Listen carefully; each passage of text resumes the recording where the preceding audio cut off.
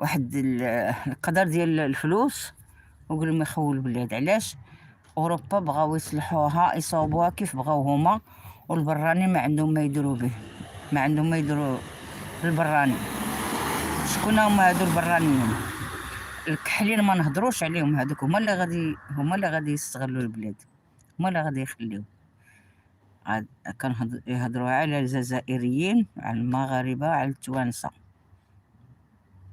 الاغلبيه دوك الناس اللي هما متدينين، باش هما الغرض ديالهم هو باش الجوامع ما يبقاوش يشوفوهم هما، وفيهم حتى دوك الكحل اللي هما يا ساخين بدينهم غادي يبقاو، اللي ما سخاش بدينو غيمشي لبلادو، ولا كاع اللي بقى هنايا راه غادي يصلي